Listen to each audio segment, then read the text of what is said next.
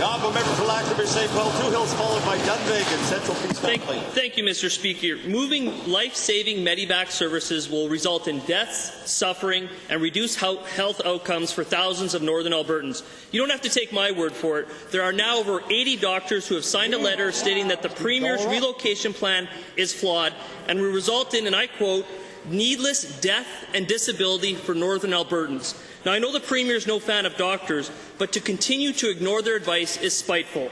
Will the Minister of Infrastructure do the right thing, listen to the 80 doctors, and just delay the relocation of Medevac services past March 15th?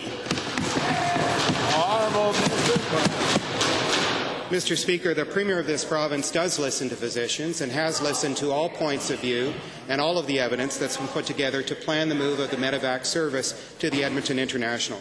Mr. Speaker, the opposition can say what they want. The fact of the matter is this move has been in the plans for over a year now. It's based on evidence by the Independent Health Quality Council of Alberta. There have been well over 65 flights already directly to the new centre at the International.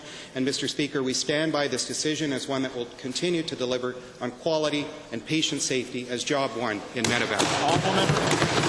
Thank you, Mr. Speaker. Given the Premier's video and robocalls to over 200,000 Albertans stated incorrectly that the city centre airport is functionally closed on March the 15th, incorrectly stated that only 5 critical patients are transferred a month, and incorrectly stated that emergency health services for Northern Albertans will not be compromised. Does the Premier just not know the facts, or is she not prepared to do the right thing to truly lead for once and protect health services for all Northern Albertans?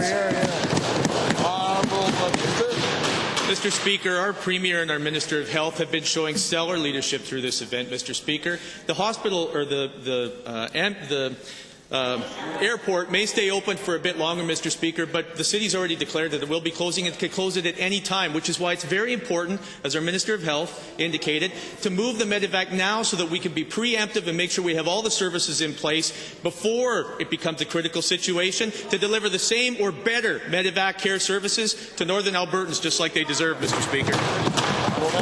Thank you, Mr. Speaker. Given that this government has refused to implement several of the Health Quality Council recommendations, including the construction of a dedicated overpass and the installation of an ambulance lane on the QE2, is it not clear that the government's premature closure of life-saving Medevac services on Friday is unnecessary, costly, and will have fatal consequences for Northern Albertans?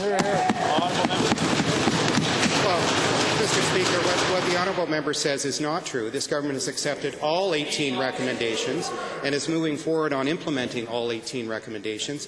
Mr. Speaker, the opinions that the honourable member proposes represent a lack of understanding of the evidence and I would suggest almost a deliberate attempt to scare Albertans who should have no reason to be concerned about quality and patient safety. Mr. Speaker, unlike the official opposition, this government will not wait until the day after the municipal airport closes to take responsible action on Medevac.